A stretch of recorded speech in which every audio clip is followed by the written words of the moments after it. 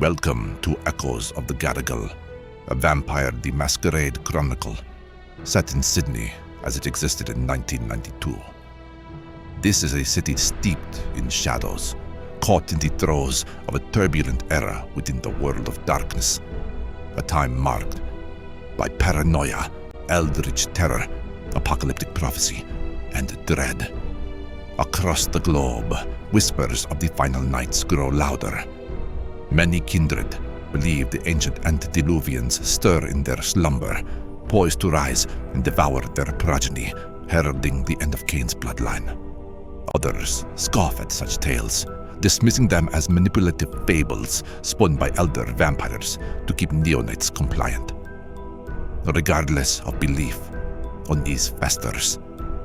Supernatural phenomena are on the rise, and the emergence of thin bloods only deepens the collective anxiety. Sydney is still reeling from a brutal war with the Lupins. Though the kindred emerged victorious, the cost was steep. Many were lost. In the aftermath, Toreador Prince Isolde Virelea has sanctioned a wave of new embraces, both to replenish her decimated court and to reward the clans for their wartime sacrifices. You are among these fledglings, newly turned and poised to enter the nocturnal stage. Your story will begin following your education. It is a rare thing for a fledgling vampire to be released into the world without first being schooled in Camarilla rules and precedents. Your sire, or a designated prefect, would therefore have guided you through the laws, customs, and politics of kindred society before your formal presentation to the Principate and the beginning of your Chronicle. This primer will serve as your foundational briefing, the encapsulation of your fledgling training by providing the knowledge every fledgling is expected to possess before stepping into the night. But be warned, this is merely the surface. Beneath it lies a vast tangled web of secrets, power plays, and ancient truths waiting to be uncovered. Heed the following lessons well, for your mistakes, social blunders, and violations of kindred law will not be tolerated, as ignorance is no defense against the proclamations of the Ivory Tower.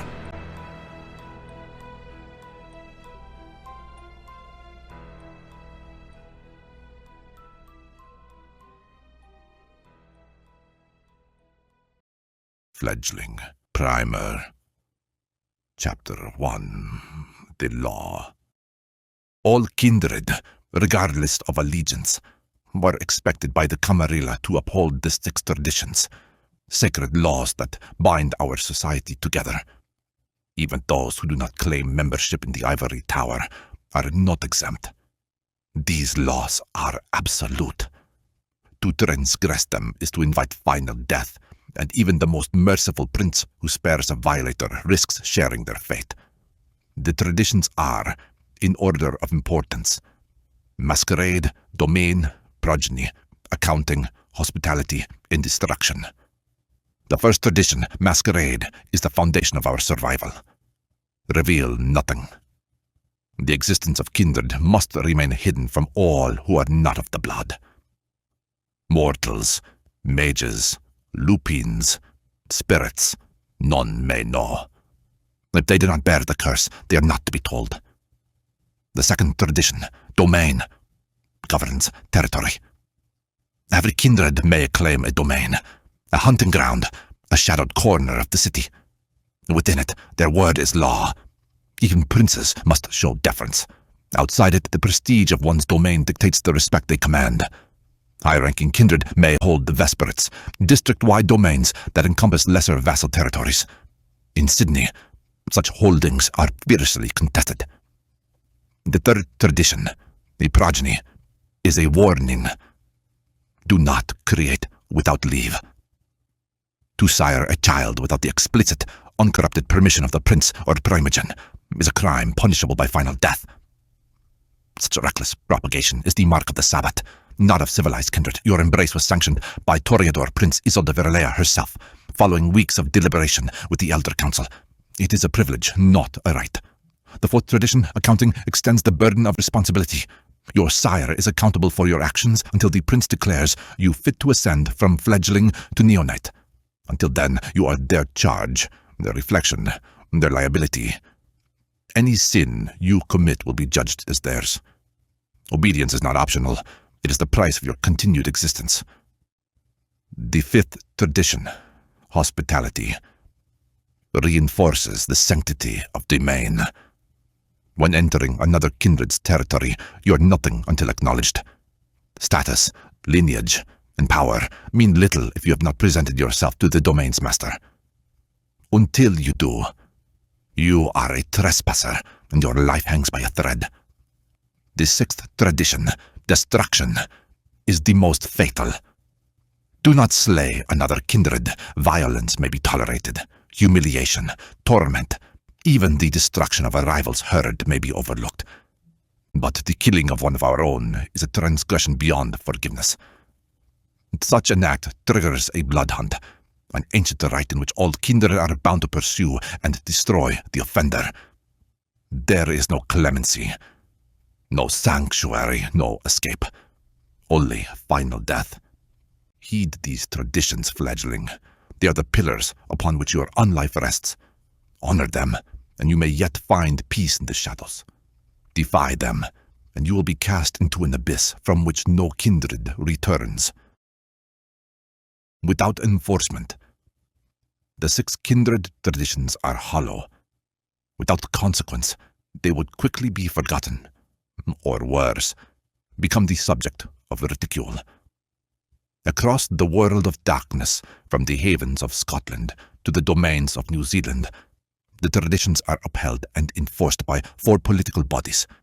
These include the Quaestors Perpetuae, Bene Justica Councils, Vampirius Udexia, local principats, Comitia Primogeni, local elder councils, and Concilium Exsolutus, local independent councils. Rarely are all these bodies present in a single location, but Sydney is no ordinary city. In addition to its conventional principate and elder council, Sydney serves as the seat of the Concilium Judiciorum Australianum, the Australian Council of Justiciars. These justiciars are the highest agents of the Camarilla, appointed by the Inner Circle to oversee entire regions and enforce sect-wide law. Their authority eclipses that of any prince, and their presence in a city typically signals that matters of grave importance are at hand. The head of this council is known as the Praetor, supported by ludexism, legal scholars and bureaucrats, and archons, covert operatives, who act as the Praetor's eyes, ears, and blades. Their presence in Sydney is not due to any explicit crisis, but rather because it is the seat of Australia's justiciar domains. This is their home, much to the vexation of those who prefer to walk the line between law-abiding and criminal. Adding further to Sydney's uniqueness is the existence of an active Council of Independents. These clans do not formally align with either of the 2 major sects, the Camarilla, the Ivory Tower, or the Sabbat, the Sword of Cain. They typically operate outside the rigid hierarchies and ideological dogmas of those factions, pursuing their own agendas, traditions, and spiritual paths. To find such clans occupying positions of power and prestige within a Camarilla city like Sydney is a rare occurrence, with only 14 historical examples recorded since 1644. However, the recent war between the Kindred and Lupines forced Prince Isolde Virelay to form the council, as she needed every vampire available to secure victory, including Assamites, Ravnos, Giovanni, and even Setits. Now that the war is over, there is no telling how long the Concilium Exsolutus will endure, or which side, Camarilla or Independent, will be the first to push for its dissolution.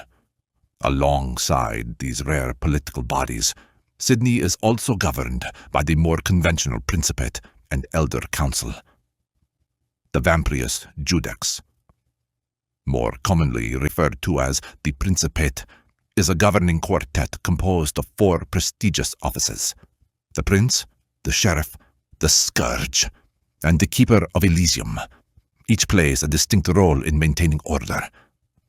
The Prince is the ultimate arbiter of law, tradition, and punishment. The Sheriff serves as their enforcer, ensuring compliance and delivering justice within the city's bounds. The Scourge, feared and seldom spoken of, is tasked with purging the unacknowledged, the thin-blooded, and the dangerously deviant. The Keeper of Elysium safeguards neutral ground, preserving the sanctity of kindred diplomacy and ensuring that violence does not stain the halls of discourse. Notably, the Prince of Sydney recently appointed an Assamite to the Principate, an act that has only occurred once before, in Tuscany in 1778. Whatever prompted this decision remains unknown to most kindred, but many consider it highly unusual, even uncouth. Finally, there is the Elder Council, a body comprised of Sydney's primogens, the eldest and most powerful vampires from the Camarilla clans in the region, including Gangrel, Malkavian, Bruja, Toreador, Nosferatu, Tremer, and Ventru. These primogens rule over entire districts of the city as vassals of the prince, managing domains and overseeing district-level communities of kindred. Together, the Principate, Elder Council, and Council of Justiciars ensure that the 6 traditions are upheld by all kindred, with the Council of Independence supporting these efforts, at least for now. So do not be tempted to break the traditions. There are powerful eyes watching. Fledgling Primer, Chapter 2, The Kindred Society of Sydney. To understand the Kindred of Sydney, you must first understand the city itself. Sydney is the largest population centre in Australia. While the number of mortals living within its boundaries hovered between 1 and 2 million from 1962 to 1988, a sudden boom stabilized the population at approximately 3.5 million by 1991. The ideal number of vampires in a city of such size is 35. Roughly 1 kindred per 100,000 people. However, turmoil in other Australian cities, combined with the war draw of the recent Lupine offensive, has led Sydney to support over 70 vampires. Though this figure is double the ideal, it remains within the regulatory bounds established centuries ago by the Inner Circle. Rumor has it that this ancient assembly of clan leaders has granted Prince Isolde Virelea a personal dispensation to maintain such numbers within her domain for reasons unknown. Regardless, an unavoidable consequence of such a large kindred population within a single city is a deeply complicated political landscape. These are the Kindred of Sydney, whom you fledglings will soon be joining, and each possesses their own powers, relationships, and systems of intrigue. If you are to survive and thrive, you must understand the tangled interrelations and political webs that connect them all. With this in mind, the first thing you must grasp is the kindred class system. Vampire society is deeply traditional, or, more cynically, stagnantly backward. It still operates under a medieval system of aristocratic inheritance and power, dividing its kindred into 3 classes: the nobles, or upper class; the burghers, sometimes called the plebs, or middle class; and the villains, the lower class. You have already encountered the upper class, composed almost exclusively of members of the Principate, the Council of Justiciars, the Council of Elders, and the Council of Independence. These individuals enjoy prestige and power derived from both their positions within the city and the vesperate domains they control. The middle class exists as courtiers of the Principate, vampires who have been granted domains of special significance, often affording them unique advantages and elevated status as vassals of the elders. Finally, there are the villains, the regular kindred residents of Sydney. They maintain their own domains and havens, but possess nothing of notable prestige. So, what separates these three groups? The answer is simple: prestige.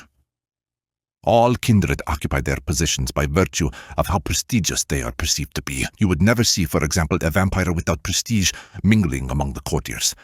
And it would be a rare sight indeed to witness a prince with less prestige than a mere vassal. In vampire society, worthiness is measured not by power alone, but by the recognition of that power, by prestige. So, I hear you ask, where does prestige come from? How does one gain it? The easiest way to begin grasping the nuances of kindred politics is to understand the concept of prestige itself.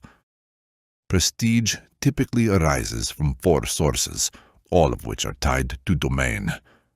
The offices you hold, the titles you possess for Vesperates and special domains, the inherent value of those titles, and the number of kindred whose domains fall within your territory. Prestige can also be earned through notable actions, particularly during times of conflict, or through the possession of rare and valuable kindred artifacts. However, such gains in reputation are rare in the modern knights. As a preview of what you will soon come to understand in greater detail, here are the kindred aristocracy of Sydney, who possess the highest levels of prestige. Their individual rankings can be expressed numerically based on specific formula. To understand how these numbers are calculated, we must first examine the nature of Vesperates and titles. For the purposes of kindred administration, the greater princedom of Sydney is divided into 22 districts known as Vesperates, each governed by a member of the Elder Council. Every Vesperate carries a distinct measure of prestige, determined by several key factors: the age of the title, the clan that originally established it, the quality of mortal blood available within its borders, and the strategic value of the location itself. These domains form the backbone of Sydney's vampiric hierarchy.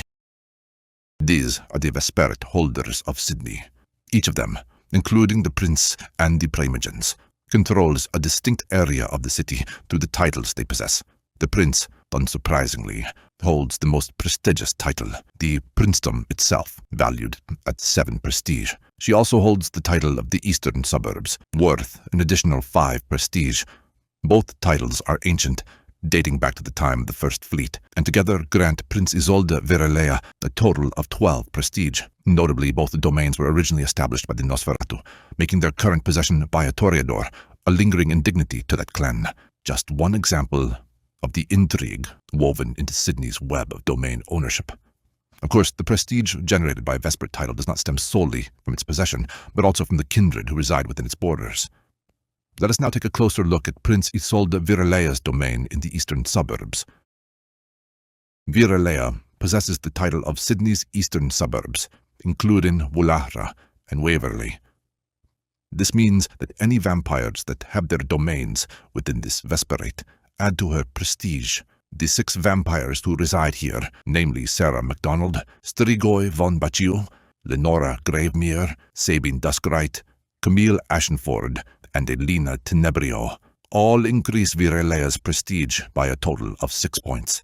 She gets 12 points from the prestige value of her 2 Vesperate titles, another 12 points for simply owning 2 Vesperates, and a further 9 points for occupying the office of prince. This equals 39 prestige. But, according to her portrait, she is supposed to have 48. Can you, based on the rules I am presented thus far, figure out what we have missed? I'll wait.